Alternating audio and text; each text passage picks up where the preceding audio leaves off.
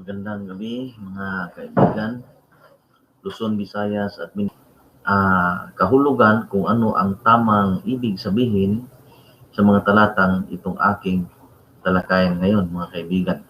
Dahil itong talata na mababasa natin sa Episo 2, chapter 2 ay maraming hindi nakaunawa, lalong-lalo na sa mga born again at mga baptist mga kaibigan.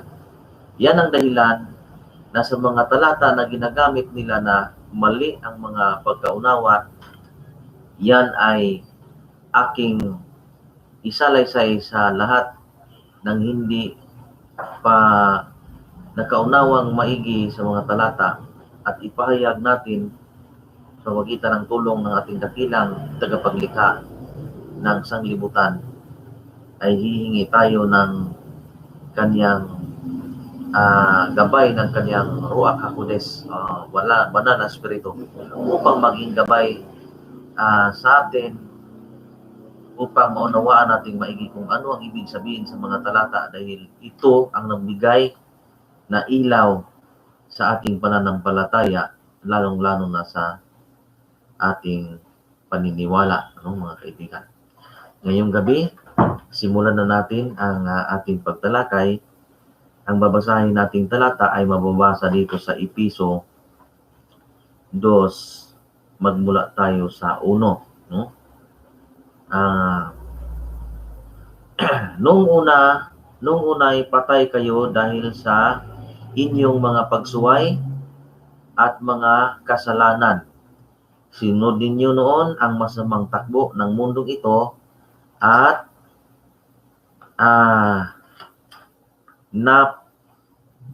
napailalim kayo sa prinsipe ng kasamaan, ang espiritong naghahari ng mga taong ayaw pasakop sa Elohim. No?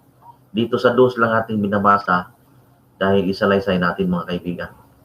Ito ay nagsasabi sa mga gawain noong unang mga panahon. No? Excuse me.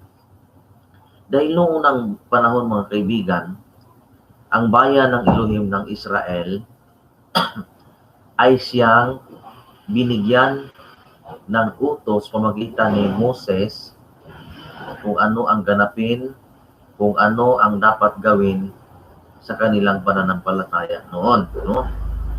Yung unang relihiyon na kanilang tinatawag na Judaism, yan ang yung mga Israelita,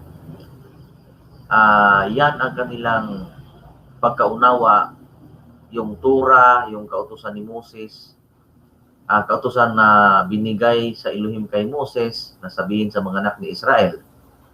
Yun tinatawag na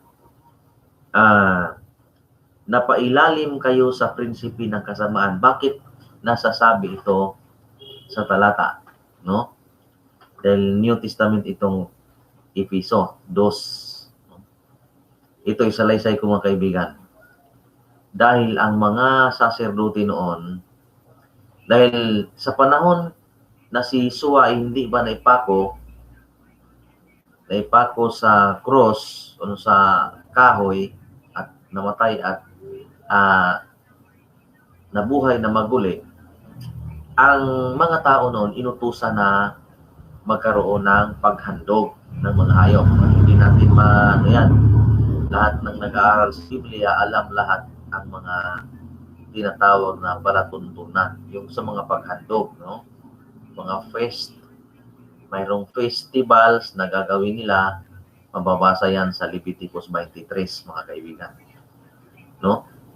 Mapapansin nyo dyan, mababasa nyo dyan, ang mga gawain ng mga tao noon. Kahit si David, ginawa nilang mga paghandog ng hayop. Mga walang kapansanan na hayop na ihahandog nila, susunugin dahil nagkasala. Yan, mababanggit yan sa Leviticus 23. Mga kaibigan, ang sabi rito, napailalim kayo sa prinsipe ng kasamaan, ang espiritong naghahari o Ruach HaKodes naghari sa mga taong ayaw pasakop sa Elohim. Bakit mga kaibigan? Dahil ang sabi ng Adonai, maghandog kayo ng hayop na walang kapansanan, malusog. Ngunit, ang saserdote, tumanggap sila ng mga handog na may kapansanan. Yan mga kaibigan. Okay, na-review na natin to kasi naipangaral mo na to noon pa, no? May mga kapansanan, inahandog nila. Mga tao, siguro dahil sa kakulangan ng mga hayop, ano ba yan? Kahit mga may kapansanan, bulag, pilay, ihahandog nila doon. Tatanggapin ng saserdote kasi ang saserdote ang magsunog doon sa sa yung tinatawag na halakan. Yun, tinatanggap ng saserdote. Yan ang dahilan na sila'y tinatawag na napailalim sa prinsipi ng kasamaan. Kasamaan talaga ang ginawa nila. Dahil labag sa batas ng Ama. Hinahandog. Yung paghandog na mga pilay, mga may kapansanan, mga bulag, mayroon tayong verse mababasa diyan mga kaibigan na patunay na inihandog nila ang mga may kapansanan. Mababasa natin yan doon sa Malakay 1, size city. Ganyan. Mabasa nyo dyan na ang mga tao noong unang panahon, may marong saserdote na tumatanggap ng mga pilay na kahit ang kanilang mayor o sinong pagbigyan ng mga alay na hindi masiyahan. No?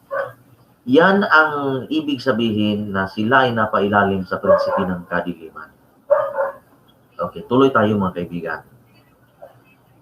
Ang totoo, tayong lahat ay dati ring namumuhay ayon sa ating laman at sumusunod sa masamang hilig ng katawan at pag-iisip, kaya't sa ating likas na kalagayan kabilang tayo sa mga taong kinapuputan ng Elohim. Subalit, nakapasagana ng habag ng Elohim na napakadakila ang pag-ibig niya sa atin. Tayo'y binuhay niya kasama ni Masyak o Kristo nung tayo'y mga patay pa dahil sa ating pagsuway. Naligtas na kayo dahil sa kanyang kagandahang loob, dahil sa ating pakipag-isa kay Yeshua HaMashiach, tayo'y muling binuhay na kasama niya, no?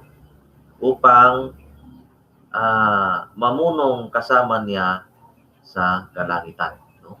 Yan mga kaibigan. Ang pagkakasala pala ng mga taong unang panahon at tayong mga hintil rin na sa ibang mga bansa na walang kaligtasan sana, nagkaroon ng kaligtasan dahil ang anak ay pinadala dito sa sanlibutan. Ang anak, si Yeshua HaMashiach. Hindi si Jesus Christ yun mga kaibigan. Yung Jesus Christ, isinali na lang nila yan. Mula sa Greek name, isinali nila yan na naging Jesus Christ.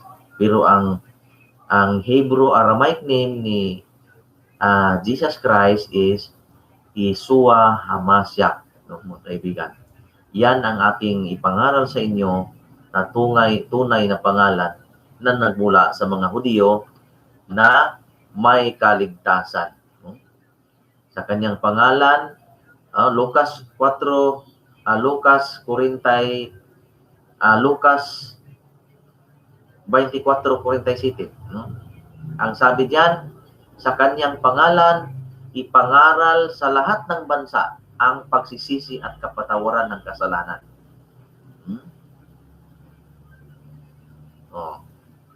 Sa kanyang pangalan, Yeshua HaMashiach yan.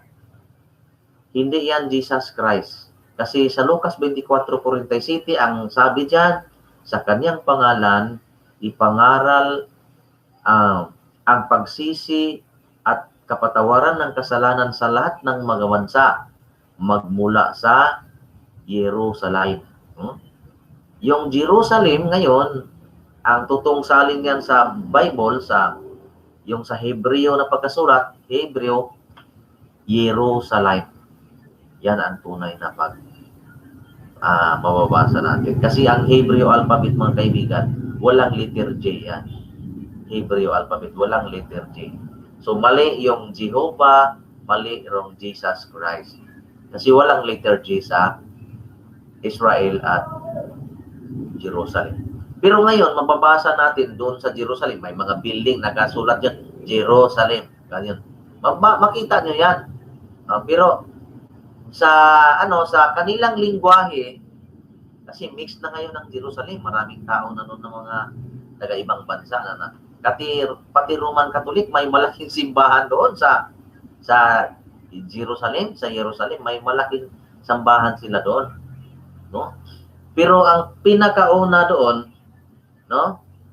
Ang pinakauna, yung mga Messianic na kumikilala at tumatawag sa pangalang Yeshua HaMashiach, yun ang pinakauna. So yun ang nagmula.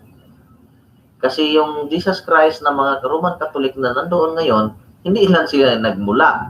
Pumasok sila dyan, nagtayo ng sambahan, at nangaral sa salita na Jesus.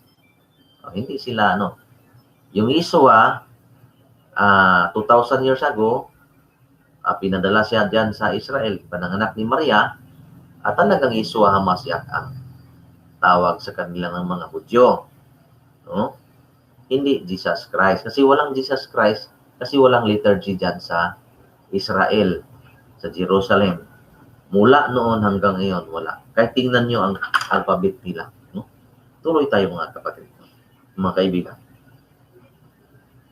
So, ngayon, hilig ng katawan, subalit sa kasagana habang ang Elohim ay napadakilang ibig niya sa atin. So ngayon, ang ibig ng dakilang Ama na iligtas niya ang mga tao sa Israel noon na hindi nakakumply sa mga palatuntunan, mga paghandog. So, pinadala ang kanyang anak upang ang mga hintil, tayo mga hintil, magkaroon ng kaligtasan. Paano ba magkaroon ng kaligtasan ng mga hintil? Sa pamagitan ng pagtanggap niya sa kanyang anak.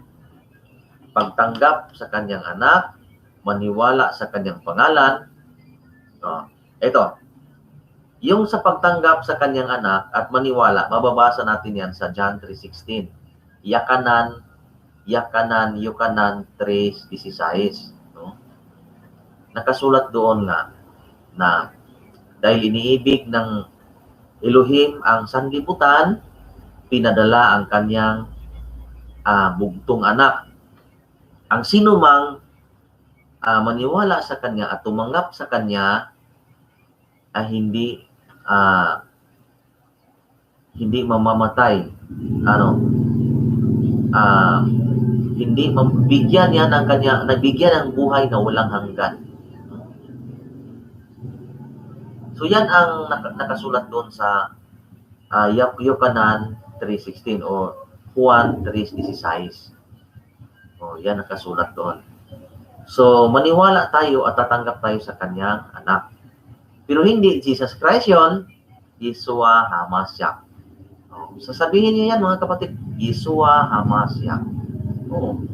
Gagamitin natin ang original. Hindi tayo gagamitin mga salin-salin na pangalan. Dahil ang truth na pangalan, yan ang ating gagamitin para tayo naman ay sumamba sa ang Ama, ang Elohim ay Espiritu, at tayo naman ay sumamba sa Kanya sa Espiritu at katotohanan. So, ang ating gamitin, Yeshua HaMashiach, at ating tanggapin ang bautismo, Yeshua HaMashiach rin, dahil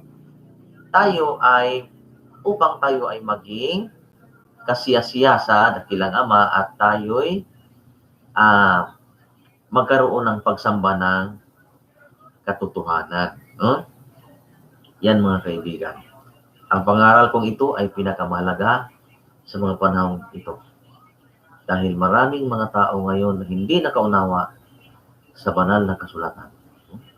Huling-huli na talaga na ako'y nangaral mga kaibigan dahil sinadya ng ating dakilang Ama na sa mga huling panahon na maipangaral ang kanyang pangalan. Ang kanyang tunay na pangalan upang ang mga tao, madali man lang makarating ito sa mga tao, mga kaibigan, mga kapatid, dahil mayroon na tayong internet ngayon. No? Sa Facebook, makita na tayo, no? Ma-share mo, no? Sa buong sanlibutan. Alam ko na ang pangalang Yeshua, ang kanyang pangalan, kasi sa lahat ng nangaral sa pangalang Yeshua, mga kaibigan, puro mga Sabbath keeper yan eh. Nag-keep yung Torah, yung mga kautusan ba, utusan sa mga, yung sa Old Testament. Sa lahat ng nangaral ng Yeshua, ginanap niyo yung mga kautusan na sa lumang tipan. Maliban na lang sa mga palatuntunan, sa mga paghandog, mga kaibigan. Yung napawi ng mga palatuntunan. No? Patuloy tayo mga kapatid. Kaibigan, at tayo'y binuhay niya kasama ni Masyap noong tayo'y mga patay dahil sa ating pagsuway. No? So ngayon, binuhay. Talagang sa makasalanan ng mga tao ng panahon, binuhay niya. So New Covenant. O, yan ang nakasulat doon na mayroon siyang New Covenant. No? So ang New Covenant, ang bagong kasunduan na binigay ni Yeshua Hamashiach na utos ng Ama yan, para yan sa mga tao upang sila'y magkaroon ng kaligtasan. Dahil hindi sila maligtas doon sa mga hindi sila aariing ganap sa mga kautusan ni Moses. Ang kautusan ni Moses yung mga palatuntunan doon, mga paghandog. No? So sa dugo niya Adonai Yeshua, tayo ligtas. Tayong mga hintil. At tayo din ng Israel. Pati din ang mga anak sa Israel. Ngayon, yan ang nakasulat doon din sa Mateo 15:24. No? Sinabi doon na ni Yeshua na, hindi ako naparito kundi para lamang sa mga nawaglit na mga anak sa bahay ni Israel. Yan ang pakay sana, no? Kasi ang mga anak ni Israel nais iligtas ng dakilang Ama. Dahil sila ay sumamba sa ibang mga Diyos-Diyusan, no? Akirim sa Hebreo. Pagkatapos, nagkawatak-watak sila na parang hintil na rin. No? So, bigyan sila ng New Covenant. No? So, ang New Covenant, mababasa natin yan sa yung bagong kasunduan sa 1 Corinto 11:25-26. Ganun. No? 25. Ganun. 26. May nakasulat yan na ito ang kupa na simbolo ng aking dugo na iinumin ng lahat ng tao. Yan ang kailangan ang lahat ng tao ay uminom. No? Kung mabasahin natin dyan sa 1 Corinto 11, yung sa bawat Sabat pala, bawat linggo, iinom tayo ng kupa, yung simbolo ng kanyang dugo, at kakain tayo ng tinapay. Yan ay pag-alaala natin sa kanyang kamatayan. Yung pagtubos niya sa atin. Mahalaga, pinakamalaga yan mga kaibigan sa lahat ng mga tao. Kahit anong relihiyon ang nakinig sa aking video. Ang isang linggo na mayroon tayong pag-inom ng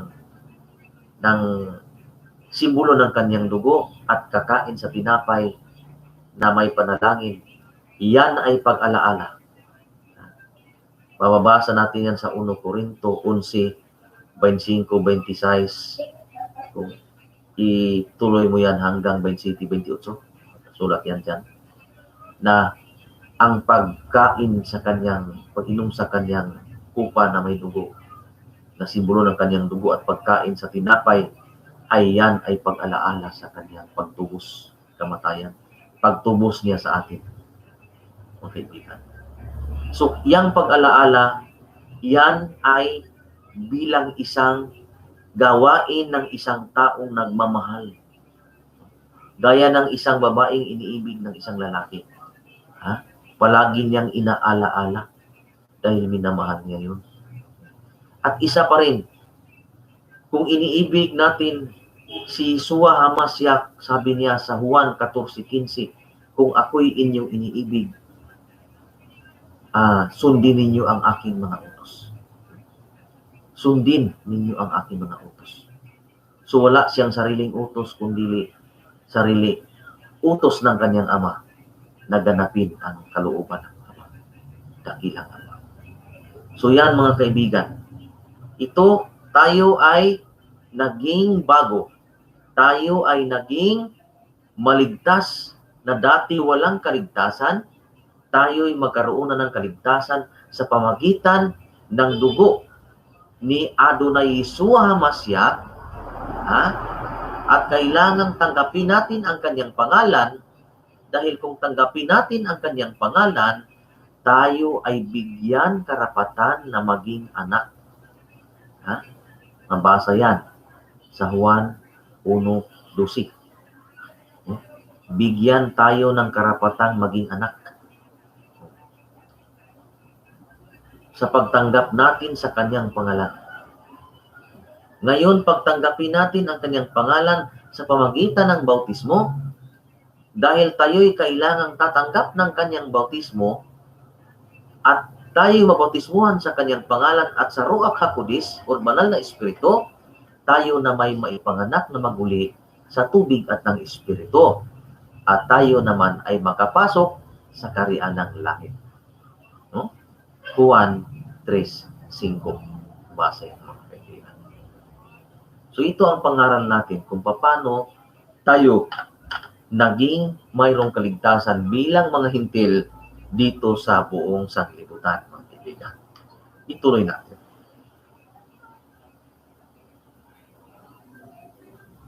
Binuhay niya tayo, niyang kasama ni Mashiach nung tayo mga patay, padahil sa ating mga pagsuway. Ligtas nga tayo dahil sa kanyang magandang loob. Dahil sa ating pakikipag-isa kay Yeshua HaMashiach, tayong muli binuhay na kasama niya upang mamunong kasama niya sa kalangitan. So, ngayon mga kaibigan, sa city, ginawa niya ito upang sa darating na mga panahon ay may pakita niya ang di masukat na kasaganaan ng kanyang kagandahang loob sa pag-ibig niya sa atin sa pamagitan ni Yeshua HaMashiach. Ang Ama pala, ang dakilang Ama, ay umiibig sa atin. Yan ang dahilan na pinadala ang kanyang anak. Bihira mga kaibigan, ang dakilang amang tagapaglikha ng sanlibutan, iniibig pala niya tayo, pinadala ang kanyang anak. Hindi si Jesus Christ yon, si Yeshua HaMashiach, mga kaibigan. Pinadala ang kanyang anak upang tayo'y magkaroon ng kaligtasan. Lahat bang tao magkaroon ng kaligtasan? Hindi. Dahil may taong hindi kumilala at hindi tumanggap sa kanyang anak. At mayroong taong hindi nanampalataya, hindi man lang kumilala sa tagapaglikha ng sanlibutan, hindi man lang gumawa ng kabutihan. Anong ginawa? Kalayawan, mga sugal, mga inom, anong lahat ng bisyo. Sila ay hindi kumilala na may Elohim na tagapaglikha ng sanlibutan. Sa katapusan ng mga kapanahon, sa katapusan ng araw, na itong lahat ay mawawala na silang lahat, alam na natin kung saan sila babagsak. Mga kaibigan. So tayo'y kumilala ng isang Elohim na ang Ama ay pinakadakila. So ang anak, pinadala, sinugo niyang kanyang anak, si Yeshua HaMashiach. At ang kanyang anak ay papanik doon sa langit at maging right hand ng Ama. Siya ay umupo sa kanang, ang kanyang posisyon, right hand. Ang magsalita lang, hindi tao si Yeshua. Sa kalagayan, nagkatawang tao siya. Nagkatawang tao siya upang ating makita. Pumasok siya, nagkatawang tao, pinanganak siya upang siya ating makita. Hindi naman natin siya nakita kasi nung nabuhay tayo, ay pumanik na naman siya sa langit. Pero doon sa Israel noon, nakita siya. At maraming mga Hudyong hindi kumilala at hindi tumanggap sa kanya. Namatay. Namatay yun. Ang ibang namatay. Milyon-milyon ang namatay. Dahil hindi kumilala sa kanya. Pero ang sabi niya sa Roma, may 7,000 akong itira na hindi sumamba ng ibang Diyos-Diyosan. Ngayon, ang kumilala sa kanya at tumanggap sa kanyang pangalan at tumanggap sa bautismo ng kanyang pangalan, kasi mga kaibigan, kung Jesus Christ ang tanggapin nyo, kayo ay hindi maging Sabbath keeper. Kayo ay maging hindi Torah keeper. Kasi iba ang doctrine ni Jesus Christ. Si Yeshua HaMashiach, ang kanyang pangalan binago. Sa pagkaunawa ng iba, ng karamihan, si Jesus Christ, yun din ang anak. Talaga, yun din, pero binago ang pangalan. Ang pangalan binago at ang doktrina binago, na paano maligtas yan? Hindi kalooban ng Ama ang itinuturo. Paano maligtas? Binautismuhan ka sa pangalang hindi totoo. Invalid baptism yan. Yan ay invalid. Walang basbas ang bautismo na yan sa pangalan ni Jesus Christ. Walang basbas ng kaligtasan yan, mga kaibigan. Sa totoo lang, hindi ako mahiyang sasabihin sa inyo. Ang lahat ng nagbautismo sa pangalan na yan, walang basbas ng kaligtasan. Dahil hindi yan ang bautismong totoo at hindi yan ang bautismo na kalooban ng ating dakilang Ama na nasa langit. Anong nakasulat sa Mateo 7:21? Hindi lahat tumatawag sa akin, Panginoon, Panginoon, makapasok sa kaharian ng langit maliban sa isa na gumanap sa kalooban ng aking Ama na nasa langit. Ngayon, ang pagtanggap mo ba sa bautismo sa pangalan ni Jesus Christ at sa pag-worship mo sa kanyang pangalan, kalooban ba ng dakilang Ama yan? Mga kapatid, kaibigan, hindi yan kalooban. Ang Bisaya yung kalooban, kagustuhan. Dili na gusto sa Elohim Ama. Dili na niya gusto na mabautismuhan ka anak. Kaya nga naman, niingon naman siya daan, nagsabi na siya noong 2,000 years ago, narito pa siya, kasama ng mga lagad. Ang sabi niya ito, sa Mateo 24, mag-ingat kayo. Dahil may dumating na ibang Mesiyas. Masiyak. Kristo. Masiyak, may ibang dumating. Wala pang Jesus Christ noon. Yeshua Masiyak pa. Ang itinuro, ipangaral ng mga apostols, Yeshua HaMashiach pa. Yan ang sabi niya, mag-ingat kayo. Dahil may ibang dumating. May fake. Ngayon, nangyari. dumating, nagbautismo rin. Anong sabi niya? May ibang dumating na masyak na ililigaw niya ang marami.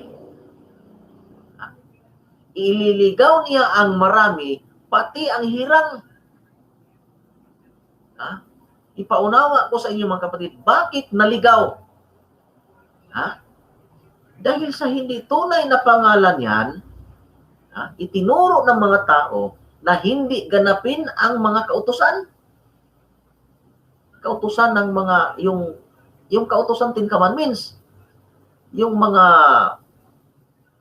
hindi ipakain na. Dahil nakasurat raw dito sa Itiso, ating isalaysay ito ngayon, dahil nakasulat raw dito na ang paggawa raw ng kautusan ay hindi na raw baligtas, kundi sa pananampalataya.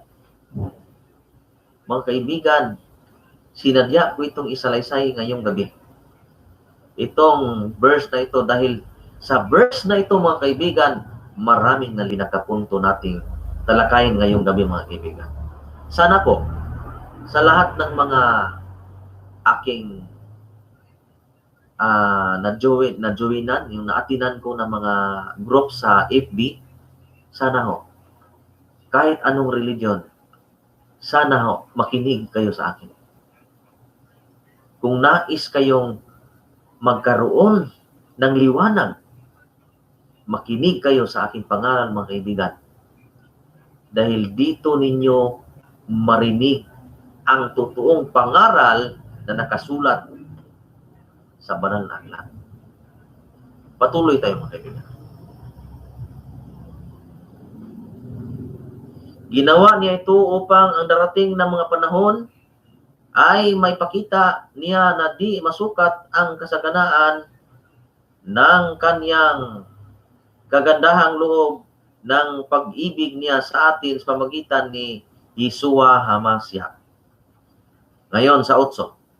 Sapagkat dahil sa kagandahang loob ng Elohim, kayo ay naligtas sa pamagitan ng pananampalataya. Okay, ngayon.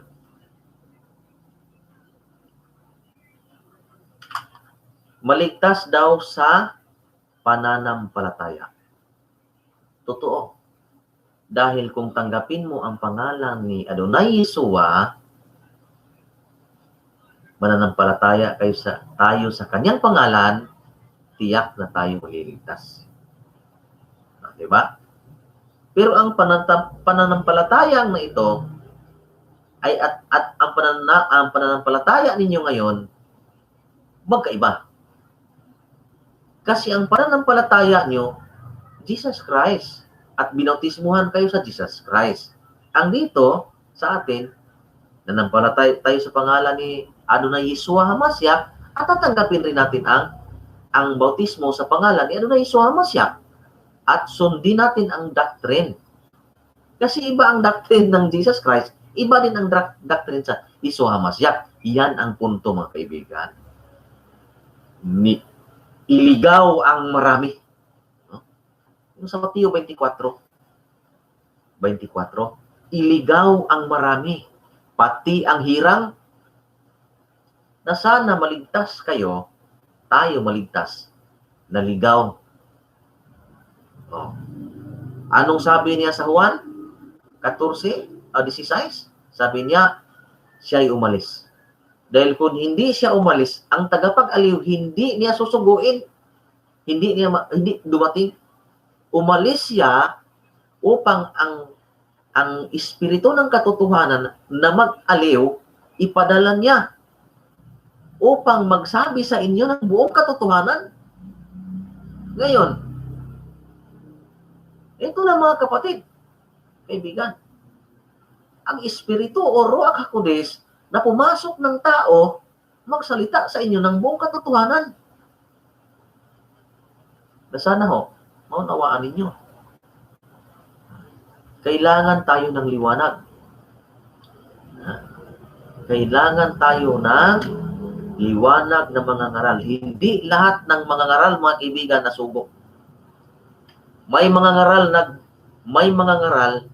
na sadyang bumasa ng Biblia, nag-aral ng theology upang siya'y maging pastor. Iba ang mga ngaral na sugo. Ang sugo, mga kaibigan, kahit walang pinag-aralan yan, ang talata sa Biblia, maintindihan niya dahil may kasama siyang Ruach HaKodis o banal na spirito na totoo na umunawa sa talata upang sabihin sa lahat ng tao ang buong katotohanan. Yan, mga kaibigan. At kung sa Juan 7:17, kung nais ninyong kumilala sa Kanya, kung nais ninyong kumilala sa Kanyang kalooban, makilala ninyo sa pamagitan ng turo. So, ang taong yan na nangaral, paano niyo makilala kung siya'y mula o galing sa Diablo o galing sa Elohim? Kailangan kilalanin ninyo ang kanyang turo. Kung ito'y sa Elohim o sa Diablo.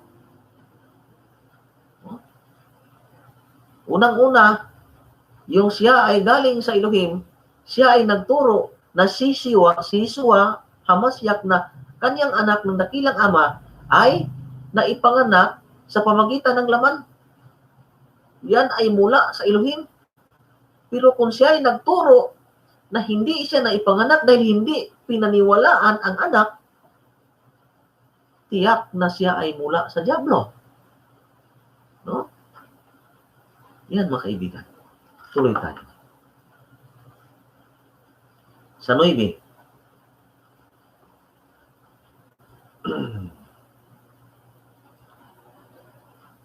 Sa 8. Iulit nating basahin ang 8. Sapagkat dahil sa kagandahang loob ng Elohim, kayo ay maligtas pamagitan ng pananampalataya. At ang kaligtasan, ito'y kaloob ng Elohim at hindi pamagitan ng inyong sarili. Yan, mga kaibigan, ha. Yung pananampalataya, binanggit rito, yung pananampalataya, yung pagtanggap mo at paniniwala mo sa anak. At pagpaniniwala mo sa kanyang pangalan at pagtanggap sa kanyang. Ang dapat ipagmalaki ang sinuman.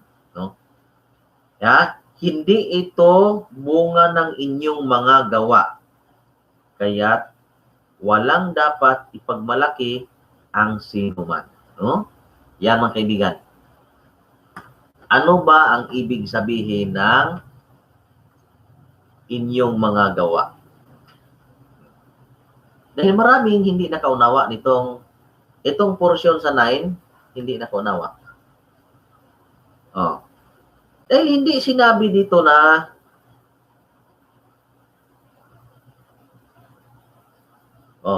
hindi ito bunga ng inyong mga gawa. Itong gawa, mga kaibigan, yung mga gawa, yung works, hindi sinabi dito, hindi ito bunga ng inyong mga mabuting gawa. Hindi sinabi rito. Walang sinabi rito na hindi ito bunga ng inyong mabuting gawa. Hindi sinabi ito. Itong gawa na nakasulat rito, kaya't walang dapat ipagmalaki. Yan ang dapat nating tuunan ng pansin yang gawa. Kasi yung gawa, mayroong talata sa Biblia nagsabi, nakalimutan ko, yung sinabi roon na gawa ng kautusan. Hindi sa pamagitan ng inyong gawa ng kautusan. Kasi yung gawa ng kautusan, ang ibig sabihin yan, mga kaibigan, yung palatuntunan. Palatuntunan yan. Yung pagsunog ng hayop. Ibig sabihin. Kasi ang talata nito, ang pagkaintindi ng karamihan, pati mga pastor, tingnan nyo. Kahit gumawa pa kayo ng mabuti, ganyan, yung to pa rin, ganapin pa yung mga, hindi kayo maligtas yan. Kasi sa panampalataya tayo maligtas. Mali yan mga kaibigan. Gumawa muna tayo ng mabuti, hindi kaaya-aya ng dakilang Ama, dahil kung gumawa ka ng hindi mabuti, lalong-lalo na sa mga gawaing sabi ninyo, hindi na umiiral ngayon, paano maging kalooban ng Ama yan? Dahil si Yeshua nagsalita doon sa Matthew City 21 na kung kayo'y hindi gumawa sa kalooban ng Ama, hindi tayo makapasok sa karya ng langit.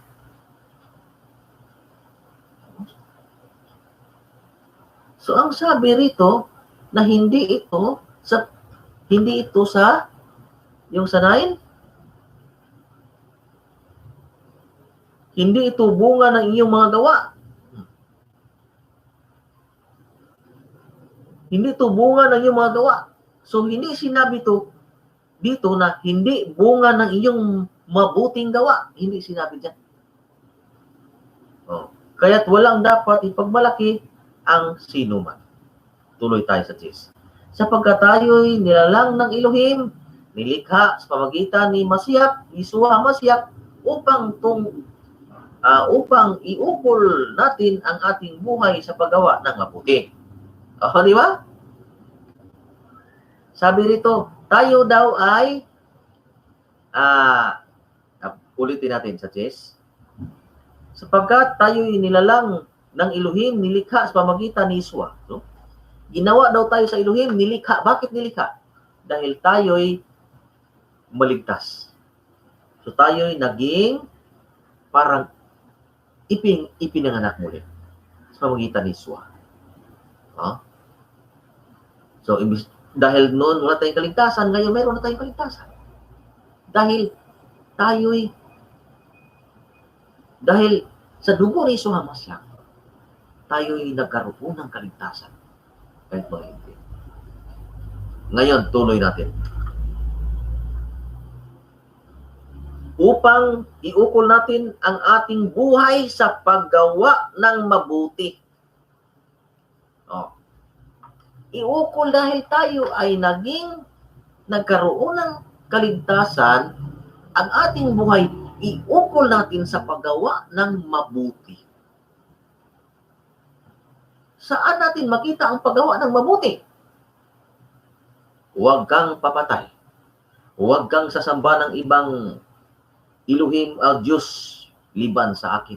Huwag kang gagawa ng mga bagay na inanyuan na gagawin pagyukuran mo ito. Huwag kang magnakaw. Huwag kang pagpatay. Dahil gumawa kang mabuti. Alalahanin, ipangilin mo ang araw ng Sabat. Nasa kautusan yan ang paggawa ng mabuti. Diyan sa kautusan, mga kaibigan, mga kapatid. Sa lumang utos, dahil tayo'y nagkaroon ng kaligtasan, ipanganak na maguli sa pamamagitan ni Yeshua Masiyah, ang ating buhay, iukol natin sa paggawa ng mabuti. Yung iba dyan, hindi gumawa ng mabuti. Anong ginawa? Lumabag sa batas. Bakit lumabag sa batas? Dahil kumain na ng baboy, hindi na nangili ng Sabat. At sumamba ng linggo. Hindi naman linggo ang pagsamba. Yan mga kaibigan. Sana ho, ang pangaral kong ito magkaroon ng dagdag na kaalaman sa lahat ng ating viewers. Hindi naman tayo magkaroon ng selfish na hindi tayo mag-view ng video ni Brother Alfred sa El Shaddai. Dahil walang virus lang yan sa atin. Huwag mga kaibigan, kung nais ninyong magkaroon ng liwanag at kaligtasan sa kaluluwa, pakinggan niyo. Pakinggan niyo. Dahil ang pangaral na ito ay isang pangaral ng katotohanan upang kayo'y magkaroon ng liwanag at kayo'y magkaroon ng kapahingahan sa buhay na walang hanggan sa katapusang araw. Tuloy tayo mga kaibigan.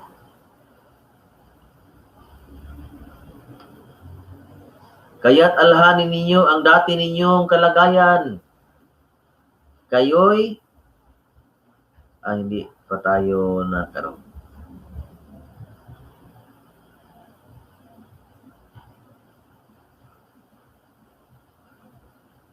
Yan ang layuning pinili ng Elohim para sa atin noong una paman. Okay. Sa 11, kaya't alhanin ninyo ang dati ninyong kalagayan. Kayo'y ipinanganak sa mga hintil na mga hintil at di tuli ang tawag sa inyo ng mga Hudyo. Oh. So ang mga hintil raw, ang mga hintil yung nasa ibang bansa na hindi bayan ng Elohim, tinatawag ng mga hintil, hindi tuli. Bakit hindi tuli? Dahil ang mga hintil walang tuli sa laman. Pero noong naipangaral na kailangan lahat ng lalaki magpatuli, dahil mabasa yan sa Genesis 17, G's ba yata yun? Oh.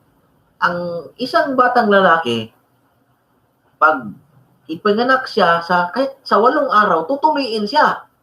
Yan ang tipan sa Elohim kay Abraham. 17 G's ng Genesis. Oh. Ngayon,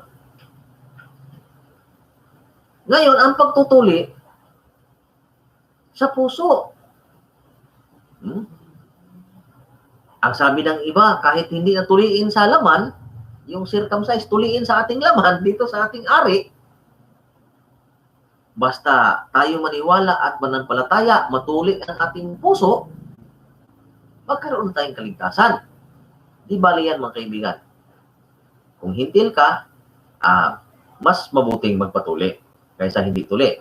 Dahil ay maniguro tayo no? Magpatuli tayo, lalaki. Kahit mananampalataya tayo sa anak, Yeshua Mashiach, upang tayo magkaroon ng kaligtasan, magpatuli rin tayo. Para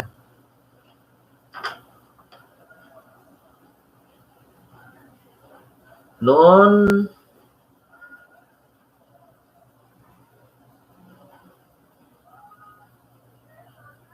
panahon iyon ay hiwalay kayo kay Mashiach, hindi kabilang sa bayang Israel, at hindi saklaw ng tipan na nababatay sa mga pangako ng Elohim. Nooy nabubuhay kayo sa mundo na walang pag-asa at walang Elohim. No? Noong unang panahon, mga kaibigan, tayong mga hintil, hindi bayan ng Elohim. Hindi tayo kasama sa Israel Kaya mayroon tayong pag-asa. Wala tayong pag-asa sana noon. Kaya ngayon, mayroon na tayong pag-asa.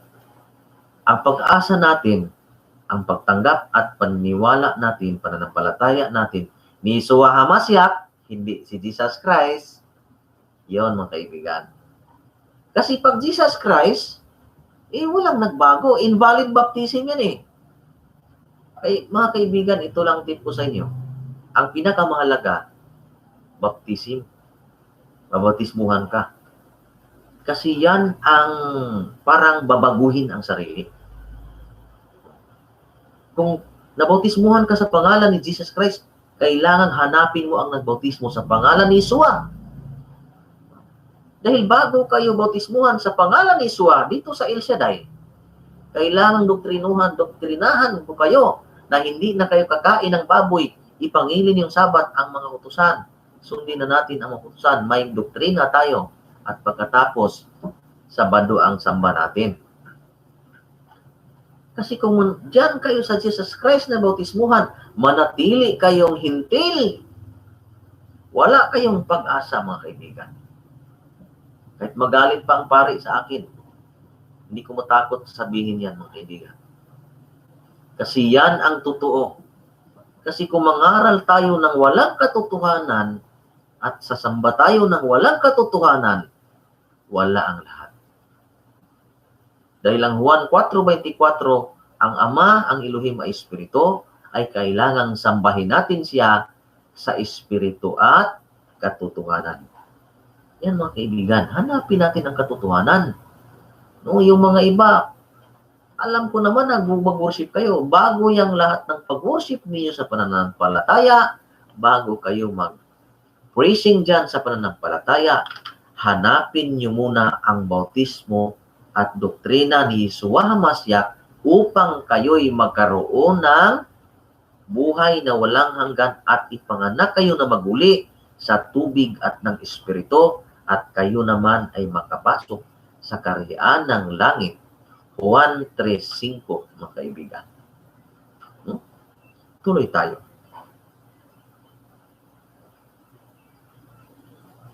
Sa 13. Ngunit ngayon dahil sa inyong pakipag-isa kay Mashiach, Yeshua HaMashiach, kayo na dati malayo sa Elohim, ay inilapit sa pamagitan ng dugo ni Yeshua HaMashiach, no, mga kaibigan. Yan ang dahilan. Nakasulat doon sa 1 Korinto 11:25. Sabi niya, ito ang simbolo ng aking dugo para sa bagong covenant, kasunduan. Uminom kayong lahat nito.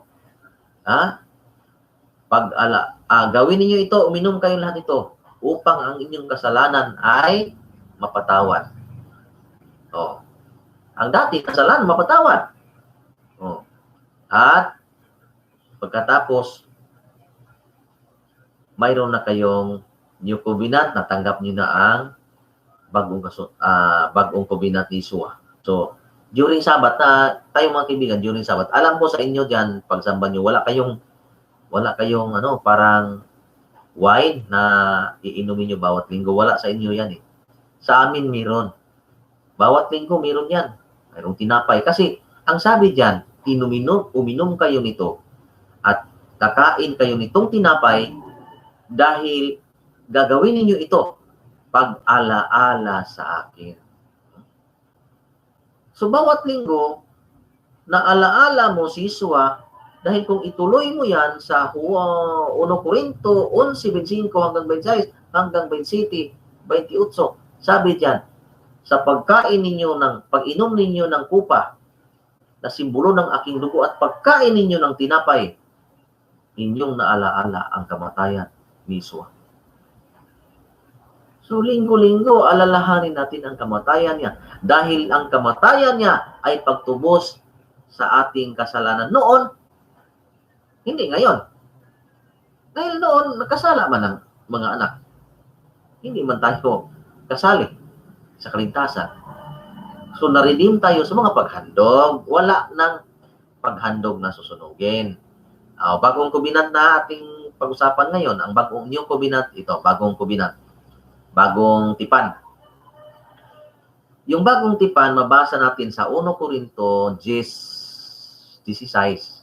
Sabi ni Yeshua dyan, mayroon akong tipan sa kanila pagkatapos sa panahong yaon. Ang aking kautusan, ilagay ko sa kanyang puso at isusulat ko rin sa kanyang isip. At ang kanilang mga kasalanan at kanilang mga kasamaan, hindi ko na alalahanin pa. At may kapatawaran ang mga yaon, wala ng paghandog tungkol sa kasalanan. Yung paghandog sa kasalanan, ano yan? Sacrificial burnt offerings. Paghandog ng hayop na susunugin. Mga palatuntunan. So, yung palatuntunan sa pagsunog, wala na yon. Wala na. Kasi, mayroon na tayong new covenant. Mayroon tayong bagong tipan sa kang Yeshua. Upang tayong na mga hintil na dating walang kaligtasan at nagkaroon ng kaligtasan sa pamagitan sa dugo ni Yeshua HaMashiach, hindi Jesus Christ yun, Yeshua HaMashiach, mga kaibigan. Patuloy tayo. Sapagkat si Mashiach mismo ang nagbigay sa atin ng kapayapaan dahil sa mga Hudyo at ang mga hintil ay kanyang pinag-isa sa pamagitan ng kanyang katawan, pinawi niya ang alitan na parang pader na naghiwalay sa atin, no? So muna, mga kaibigan, Yung mabasa natin sa, kalimutan ko, Roma 13 man yata yun. Ano, Roma 12. Yung walang, Roma 12, walang Grigo o walang Hudyo, iisa lang ang Elohim. So, pinag-isa ang Hudyo at Hintil. Sa pamagitan ng dugo, kasi ang Hudyo walang kaligtasan pag wala si Yeshua. Bakit? Hindi naman sila na naka-comply sa mga pagsunog kasi mga pilay ang at sumamba rin sila sa mga Diyos-Diyosan. Ngayon, sa pamagitan sa dugo ni Yeshua, tayo ay nagkaisa. Magkaroon tayo ng kaligtasan sa pananampalataya sa kanyang pangalan, pagtanggap natin. Gumawa tayo ang ating buhay, ating iukol sa paggawa ng mabuti. So, ating ipanghilin ang Sabat, mga kaibigan at kapatid. At hindi tayo kakain ng baboy. Papatayin tayo ng dakilang aman yun eh. So, tuloy tayo.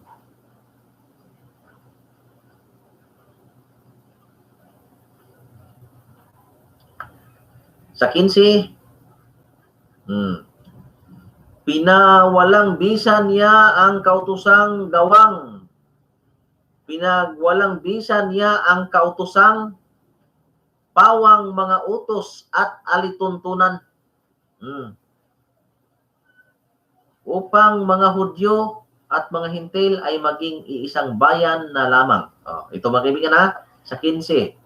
Pinakamahalaga ito. Inawalang bisa niya ang kautosang pawang mga utos ng alituntunin. Ano yan mga kaibigan? Kautusan na pawang utos ng alituntunin. Ano yan? Mga sacrificial burnt offerings, no? Yung mga paghandog na susunugin. Yung iba, mga pista, no? Alituntunin man yan ng mga pista, no? So, pinagwalang bisa niya. So, yung iba, hindi na nangili ng pista, no? Yung mga Feast of Tabernacle, yung mga Feast of Trumpets, hindi na nangilin. Pero, sa amin, nangilin kami niyan. Kasi ang alituntunin nga sinulat rito, hindi kasali ang pag-celebrate ng, ng unleavened bread, mga tabernacle, hindi kasali diyan kasi ang sabi diyan sa Hebreo 5, G5, pagpasok sa sanlibutan, handog, pagpasok sa sanlibutan,